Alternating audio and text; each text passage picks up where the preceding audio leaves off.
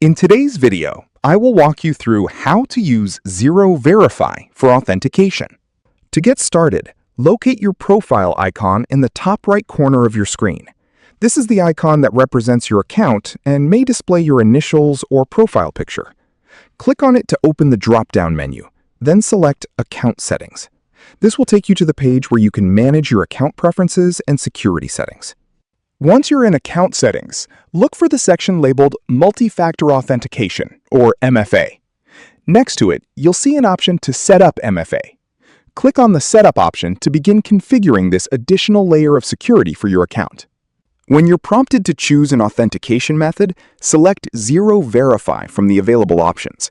Xero Verify is designed specifically to work with your Xero account and provides secure authentication whenever you sign in. After selecting Xero Verify, follow the instructions provided to set it up on your phone. The setup process will guide you through downloading the Xero Verify app. Follow the prompts to install the app on your device. Once the app has been installed, open it and continue following the on-screen instructions to connect it to your Xero account.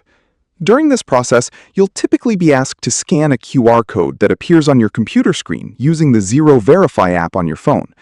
Make sure you scan the code exactly as shown so the app can link correctly with your account. If the app asks for any permissions during setup, allow the required permissions so it can complete the authentication process successfully. After your phone has been linked to your Xero account, return to your computer. Review the screen to make sure the setup has completed successfully. Then click Continue to finalize the process. This confirms that your Xero account and the Xero Verify app are connected and ready to use.